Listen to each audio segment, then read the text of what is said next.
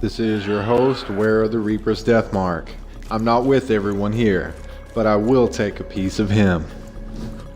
Alright, so before I get started, shout out to April, Advice Mommy Cassidy, and Pastor Deron Spoo. You all do good work. April Cassidy especially, she's been looking out for me lately. She had a death in the family recently. Her grandma died, God bless her heart. And even in like full-on grieving, I made a comment to her, basically, and then she basically saying that I hate everyone, just offhand. And then she comes back with a video. That was before I didn't realize that she was going through a funeral at the time. But the fact of the matter was that she made time to talk about a subject that I just so happened to leave a comment on. So I appreciate you, April. She basically pulled me out of the lake of fire. All right, I'll get into that in a minute. But I like both of y'all's work, and Pastor Spoo's the best pastor I've found in all my years. There's another pastor on YouTube that's pretty big that he's way better than. That pastor's name is Stephen Anderson of Faithful Word Baptist Church. Pastor Spoo blows him out of the water. Alright. So, okay. Today's upload will be a response to several of the videos posted to First Baptist Tulsa YouTube channel by Pastor Deron Spoo. But before I get started, I want to make some things clear. Now that I mention it, maybe I did know that April was going through a funeral, and I said what I said anyway, just being like, whatever. I'm not really sure how the chronology of that one went down. So, because I don't want to lie, but I'm not really sure. So I'll just be safe. There's my old disclaimer. Okay, but yeah, before I get started, only the top 10% of income earners, including companies, have any statistically significant impact on legislative reform in America. What does that mean? That means the bottom 90% of income earners, which means the citizens and so forth, have no impact, statistically non-significant impact on legislation, whether it gets passed or not. So we're voiceless as voters. Unless the American Anti-Corruption Act is passed, which I'll hyperlink in the description, it basically keeps people from being able to buy votes, alright? And that is not anti-capitalistic. Just fine with capitalism. What I'm against is bribery. Alright? So we either sign up for that, the Anti-Corruption Act, or violence and rioting must be used to hit the country, the corporations that control us in the pocketbook. And then they'll do it just to save the money. But it's going to happen. You'll see what I'm talking about in a second. In Germany, the church and the state are not separate. For instance, there are other countries like that, and both run amok and act against the citizen. All right, it's really, really bad.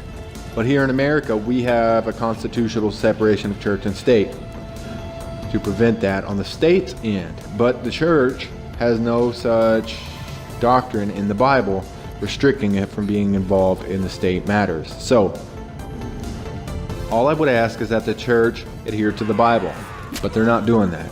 Instead, they throw us basically to the wolves, for men, especially Caucasian men, to the wolves, and to a much lesser degree, the women, because the men are so disaffected, they're not getting with the women, etc. So, women are the voting majority, and okay, so what I was saying is that, before I move on, the church can get involved in the state matters, and I would like to see someone stand behind the pulpit and say, hey, what would Jesus do at the voting booth this season? Even that, without getting into the politics, just that. Increase the turnout, and Jesus is more likely to show up to the polls. Am I right or am I right? So, and you guys can do that, pastors. No harm, no foul. Nobody's going to fault you. You're not going to lose your job. You're not going to nothing. You don't even have to say get out there and vote. Just say, what would Jesus do at the polls? Boom. It's easy. But nah, Christians seem to be throwing us under the bus, men and Caucasian men, for just a few shekels, right? And women are the voting majority and the church majority also. in almost all churches. And pastors and deacons obviously don't want to lose their cushy salaried positions. Get into that in a minute. However, Proverbs 20:10 is written thusly: diverse weights and diverse measures, they are both alike an abomination to the Lord. Only Caucasian men don't receive affirmative action. Only men register for selective service. All right. Yet 60% of our workforce is female, and our voting majority is also female. Okay, and only men and only Caucasian men, respectively, actually have to earn their place as a citizen or at work, respectively. All right. Not registering is a felony, and having to work for your place, whereas colored people and women don't, is a big burden. So I think it should all be fair. Yes, uneven weights and measures are an abomination to the Lord. 70% of American men ages 20 to 34 are not married. Women lose 90% of their ovarian eggs by the age of 30, depending on the study. And increasing numbers of single men and unmarried men are becoming either violent or antagonistic, or both. So it's getting serious. On to the rest of the episode, though. Biblically speaking, I am to hate the sin and not the sinner. Right? So that's what April Cassidy came through basically and said in her video. All right? That I'm referring to. I don't remember exactly what it's called off the top of my head. I probably should have written it down, but I didn't. So what she said was this. When I was like, I hate everyone, basically. She said, from 1 John 3:15, it goes like this: whoever hates his brother is a murderer, and you know that no murderer has eternal life abiding in him. Well, that really rustled my jimmies, because I've been in situations where I've almost murdered like bunches and bunches of people, okay? Dozens, if not hundreds. And I went way out of my way not to do it, okay? Even though I was justified in doing it. It was pure self-defense. But I didn't want to, do that, right? Because it's forbidden. So when she comes through and says I'm a murderer in spirit because I hate people, I was like, oh really? So God can hate Esau, which it says elsewhere in the Bible, but I'm not allowed to hate anyone? And then, but the answer is yeah, because I don't know people the way God does. He knows Esau wasn't going to act right no matter what, whereas I don't. That person could change tomorrow. So I left in my comment to her right after that. At first I was mad and I left an angry comment. And she hasn't blocked me yet, okay? I admire April and Pastor Spoo, but for me, the list of people I admire are 2, maybe 3. But that's pushing, okay? And I just named 2. Alright, so let's keep it in perspective. Okay, so she was really correct about that, all right, and it rustled my jimmies. And like I said, she's going through a funeral, and I still left a crazy comment on her channel, and she made a video. Basically, she pulled me out of the lake of fire, because if I would have died still hating people, I would have theoretically, I would have went to the lake of fire. I might have been forgiven for that, but I might not have. I don't know necessarily. We'd have to dig way into the theology of it, and I don't know. God would have tested my spirit. I might have got lucky, but basically, or fortunate, because I don't believe in luck. But she basically saved my soul from getting burned. So, yeah. So, okay.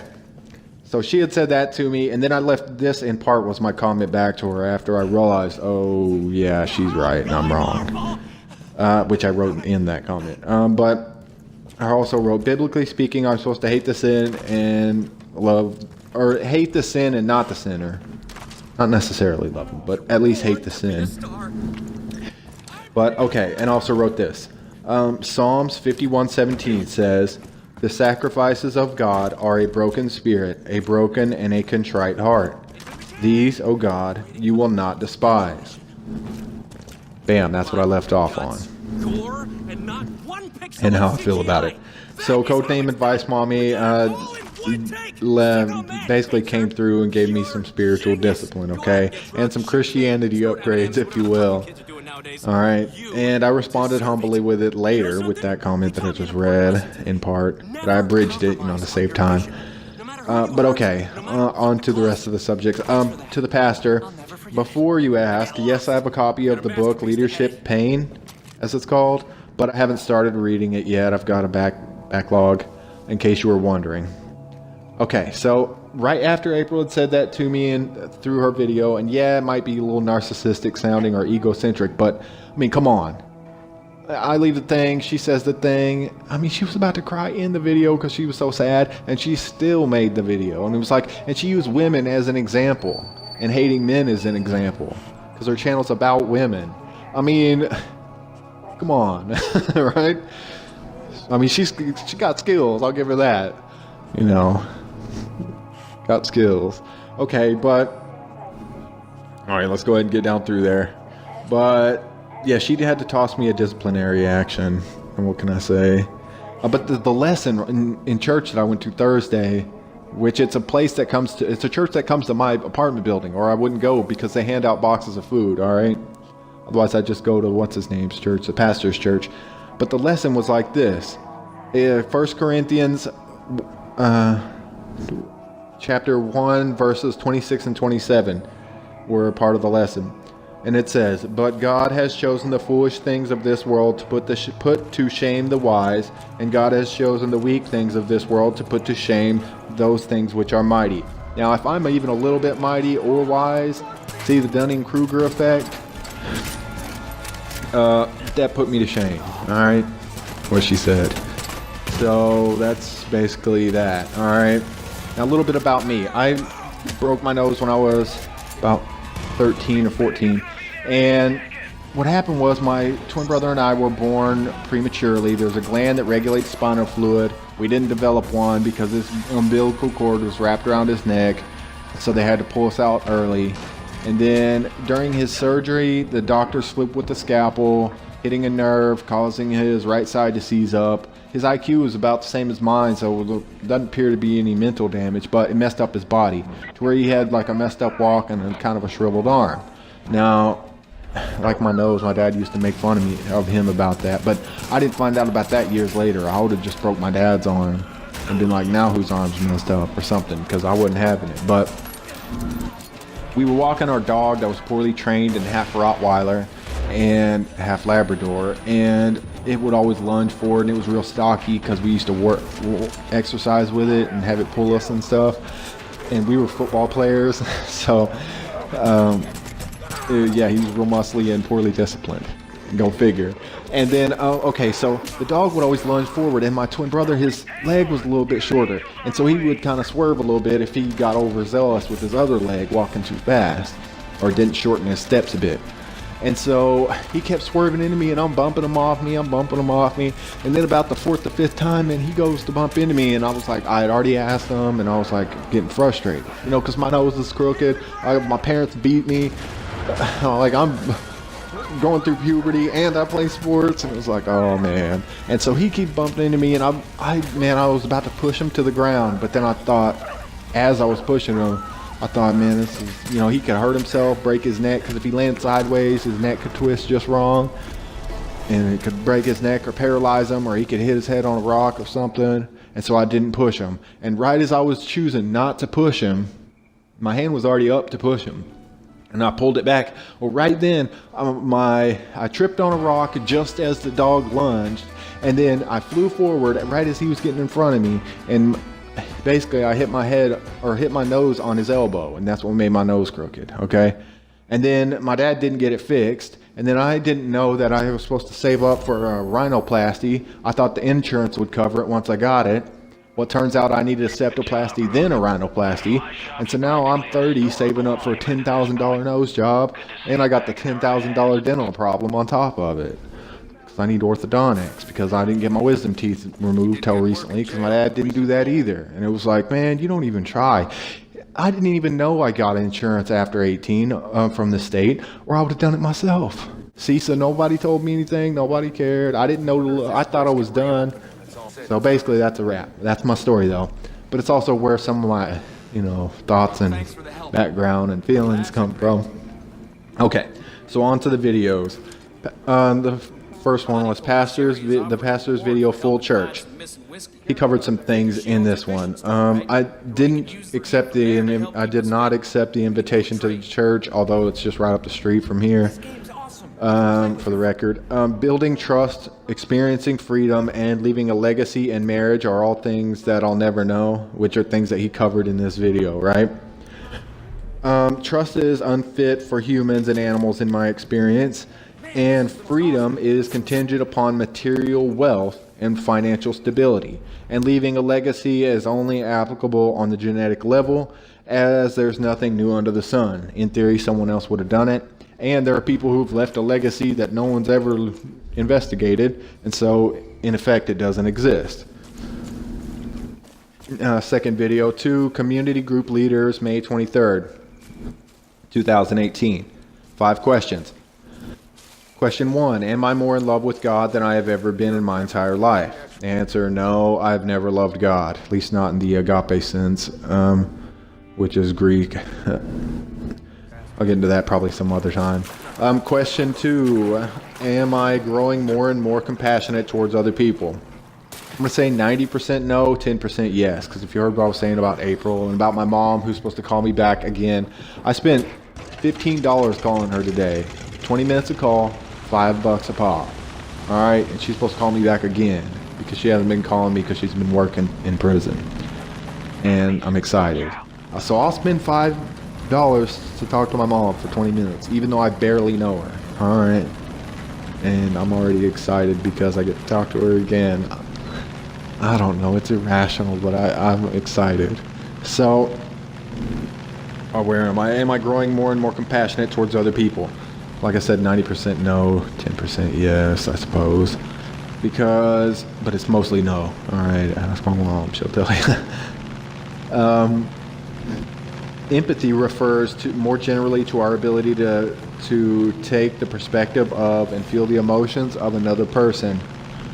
All right, now I have a lot of that because my twin brother, we have, see cryptophasia, the language of twins before they developed language. We basically, it's like looking at myself. How could I not have empathy? So I have really, really strong empathy to where I can pretty much read people. If not read their thoughts, read their emotions and what they're fixing to do. In a lot of cases, their actual thoughts. Not in the complex, psychic kind of way like you would think. But yeah, I could pretty much tell what they're thinking. Like even calling it out. I've creeped some people out doing that. I made a whole video about it. Okay, so I think cryptophasia is in the name.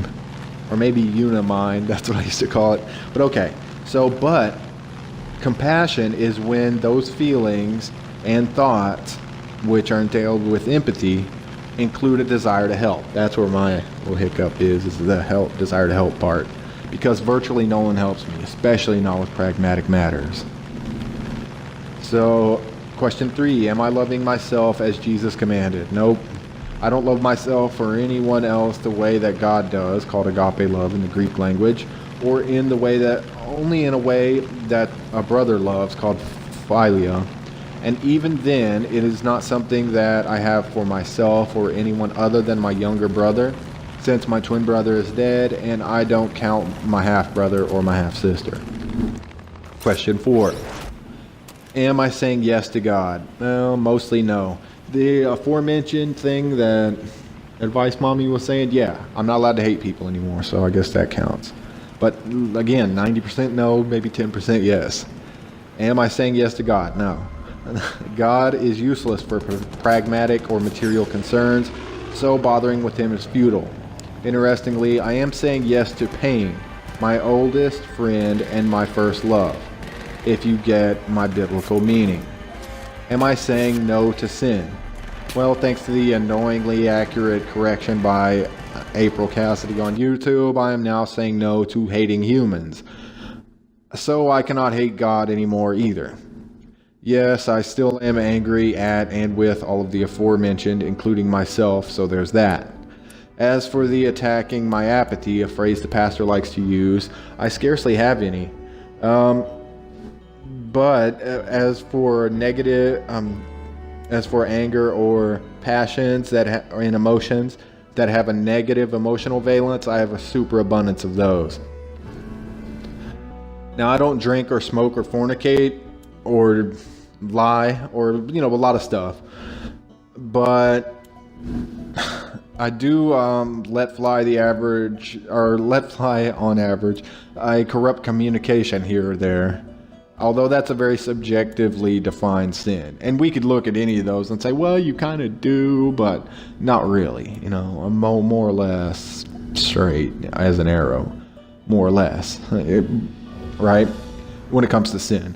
So, video 3, message from Deron.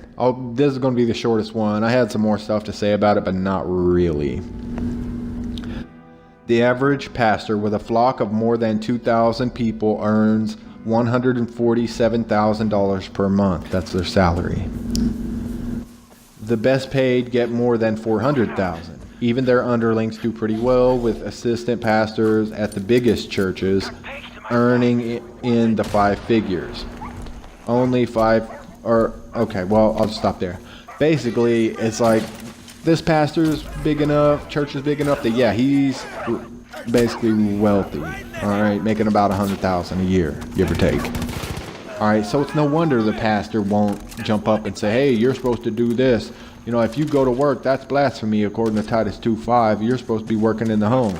Or if you have, if you rule over men, that's breaking Genesis 3:16 and usurping authority." I mean, start listing Bible verses that I've been listing and saying, nope. You got to do right. Oh, no, they're not going to do that. Why? Because they'll lose their money. You got to get your mammon on. All right. That's not necessarily a personal attack against them, but it's why no pastor will touch what I'm talking about with a 10-foot pole. Okay. So I got to talking to Aaron, this guy from First Baptist Church that came to the Tulsa Caring Center, and I was there handing out food. They were handing out food again. You know, I am with my free food. Okay, so, and he starts going over his divorce and how he's struggling with it, and it has like, you know, negative emotes and different angry problems and stuff. And I basically waited till after the event and came up and started talking to him. And he was saying that his big thing was, he said, I have been basing my faith in God only on my experience, or basing my faith toward and knowledge of God on what God does in my life. And his big lesson was doubting of faith in Mark 9:24. Basically, he's saying if you're going to doubt towards faith, not towards otherwise. Okay, so once we got through that, my question to him, his question for me was this, for that sermon was this, for all of us rather, what is the object of my faith? Well, his answer that he gave was, the object of my faith is not what God does, but who God is. All right. As an aside, okay, I probably could get into that in a second. Well, no, I'll go ahead and say it now. Okay, he had this lady that was with him, that was kind of orbiting around, and so I'll get into that in a second. Well, no, I guess I have time, barely. Okay, so he had this lady around that was orbiting him. She was kind of unattractive and big, and as far as I could tell, neither one was married, all right? But by her body language and micro-expressions, she was letting him smash, okay? And she came up and challenged me to ask God what God wants me to do, all right, essentially. And I said, challenge accepted. And she had some stuff to say, and I smashed out. Well, the answer came back, what God wants me to do is obey, all right? That's the end of it, all right? But I think that he's divorced, paying child support, and smashing some random uglier chick than what he was originally with. Just a thought, excuse me. Probably should have brought water. Okay, so the fourth video, May 27, May 27, Deron and Paula Spoo. All right, I'm gonna try to condense this one. Female leadership is not the problem. It's female authority, especially over men, that's biblically disallowed, as in 1 Timothy 2:11-14. The male brain has at a minimum 2.5 times the brain space devoted to sex in the hypothalamus, and the female brain is virtually absent any sex drive by comparison.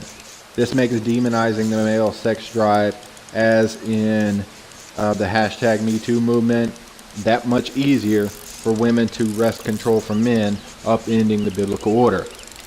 Now, rather than list every single Bible verse that I normally would mention, I'm just going to list them in the hyperlink because I probably don't have time to go over all of them. But I guess I'll give it a go right now. Genesis 3:16, Titus 2:5, 1 Timothy 5:8, 1 Timothy 2:11 through 14. Okay, that should do it. All right, if for nothing else, right?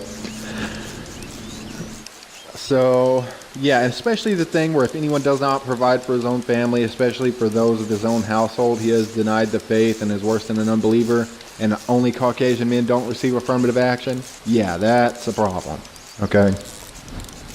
Especially with the church not saying anything. And the primary predictor for divorce, women file 70% of all divorces, 69% of all divorces, 75% if there's a female breadwinner, right? And then the primary predicting factor for divorce is whether or not the husband has a full-time job. So we've got full-on biblical unbalance, okay?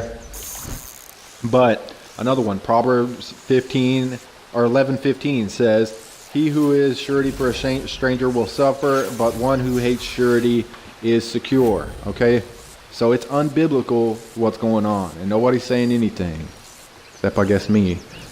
So Aaron, back to Aaron, whose name means lofty, exalted, high mountain, issued a challenge which I accepted. Okay? Before that, he had said that 1 Timothy 5:8 was about making an effort, not about the outcome. I didn't mention the thing about the primary predicting factor for divorce or affirmative action. Oh wait, no, yeah, I mentioned affirmative action. But I didn't say basically tell it to the divorce rate. I kept that to myself. Because it was a new woman, what I surmised. Because you could tell when somebody's, you know, getting down through there. You could tell. And they were. She answered like in a very sidekick way. She like chimed in like, not trying to be rude, but you know, like, and I was like, yeah, he's smashing. But I don't think either one was married. So yeah.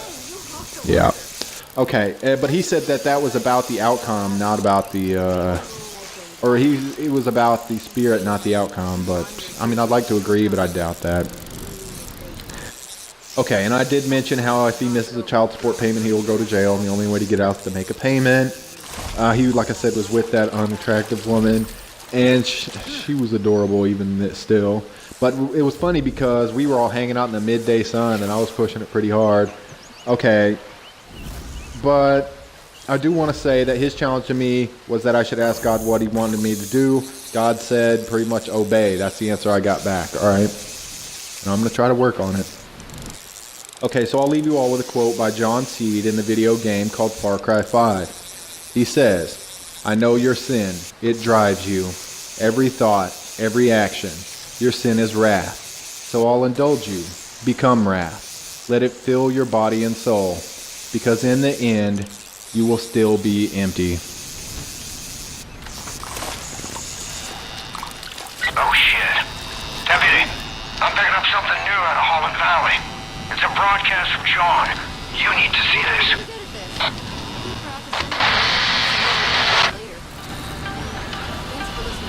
We are all sinners.